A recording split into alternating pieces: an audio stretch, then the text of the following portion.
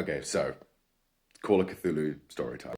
I was running a scenario called Edge of Darkness for a group of players. This scenario ends with the investigators trying to conduct a ritual inside an isolated cabin while the Eldritch Abomination hiding in the attic throws distractions and monsters at them to try and make them stop.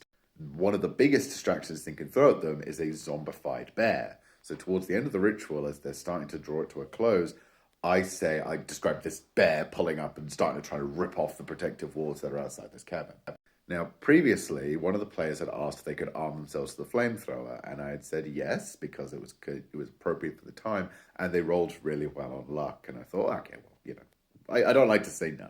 So the player is stood inside of the cabin and has the weapon pointed at a closed door with this bear ripping it to pieces outside.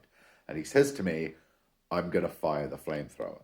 Now, flamethrowers don't work like they do in movies. It's not like a single gout of flame, especially not back in the 1920s when they would have just been developed for use during World War One. In the book, it specifies they have a range of 72 feet. So I say, are you sure you want to do that? And they go, yes, absolutely sure. And for those who don't know, are you sure is the DM's way of saying, I'm going to let you rethink that.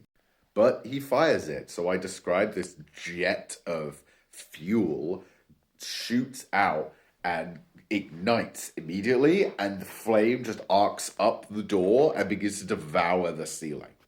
So now the building is on fire. The ritual has been broken. The Eldritch Abomination has been freed from its wards. One of the players decides he's going to start worshipping the old god and sprints off into the woods. And all the players run out to try and escape the burning building, and this abomination just starts carving them down one by one.